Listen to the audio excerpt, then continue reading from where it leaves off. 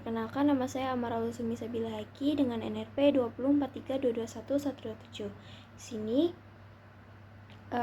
kami akan mempresentasikan sedikit materi tentang optics dan studi kasusnya yang akan disampaikan oleh rekan saya.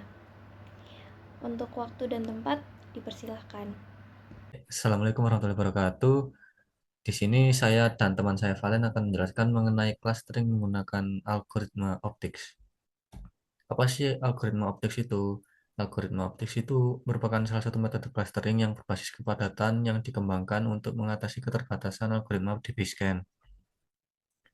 Jadi di Basecamp ini dapat menangani data dengan kepadatan yang kurang bervariasi.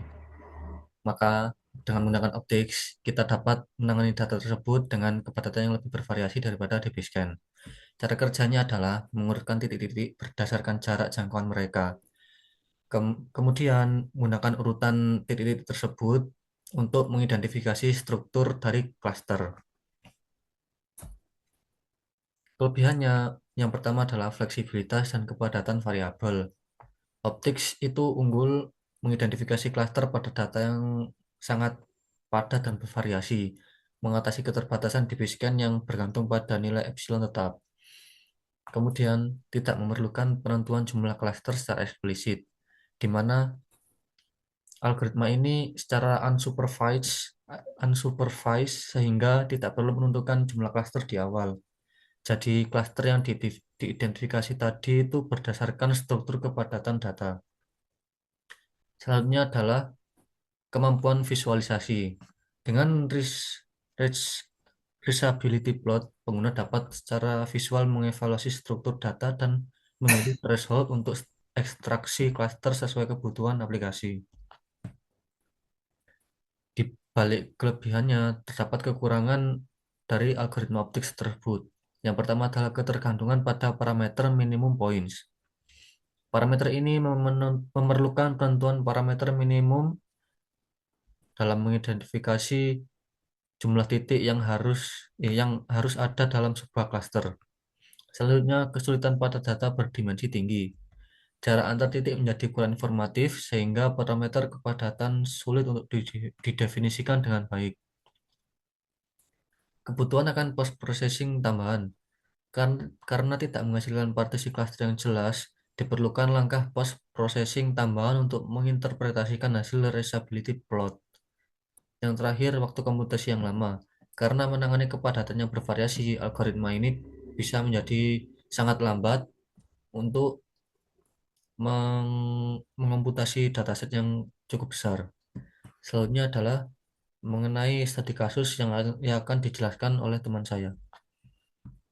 Untuk studi kasus yang kami gunakan, datasetnya didapatkan dari Kaggle, yaitu dataset tentang anxiety dan depression berdasarkan beberapa kategori, yaitu gender, relationship status, occupation, organization, social media platform, dan hour spent.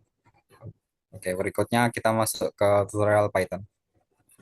Untuk sel yang pertama itu ada mengimport semua pustaka yang dibutuhkan seperti Pandas, NumPy, dan lain sebagainya hingga Optics.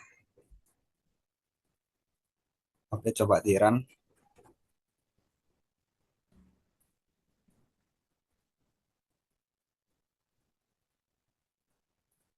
Kemudian kita baca file Excel kita. Nah, di situ eh, ada kolom yang tidak perlu, yaitu ada sosial media platform karena terlalu bervariatif. Maka kita akan hapus dengan df drop.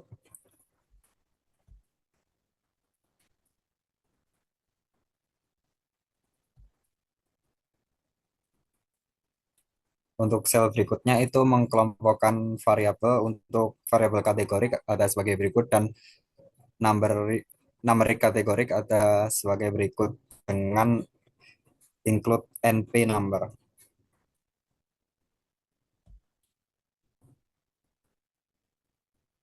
Kemudian kita menghapus outlier dengan tujuan untuk mengurangi noise dalam dataset.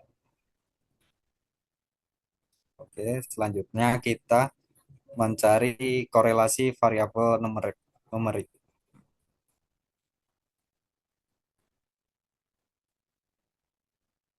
Oke, berikutnya kita drop variabel numerik yang tidak signifikan. Itu ada age, number of social media platform, validation seeking, post sentiment, distraction, restlessness, sleeplessness, dan frekuensi. Kemudian kita visualisasikan variabel tersebut yang tidak di drop.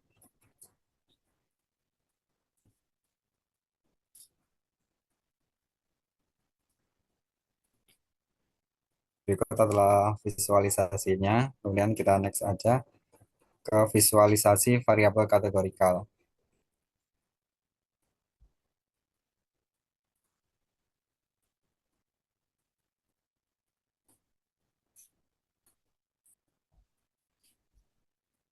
Berikut adalah visualisasi untuk variabel kategorikalnya. Kemudian bisa lanjut ke sel selanjutnya.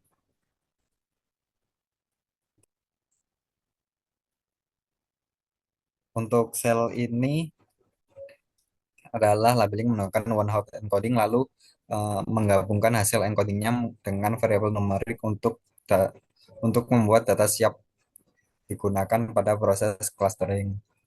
Berikutnya saliran, oke, berikutnya itu adalah normalisasi data agar bisa dilanjutkan untuk clustering dengan optics. Oke, berikutnya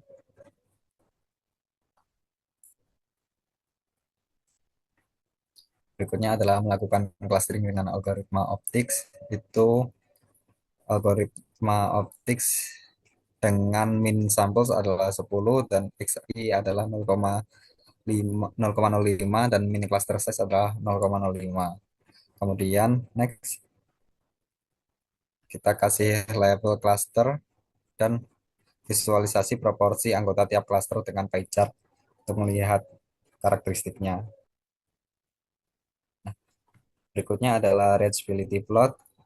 Dapat dilihat di visualisasinya terlihat ada beberapa lembah yang mengindikasikan klaster, misalnya di awal dan di tengah grafik, sementara bagian kanan grafik menunjukkan titik-titik dengan reachability tinggi, yang kemungkinan besar adalah noise atau outlier. Kemudian selanjutnya,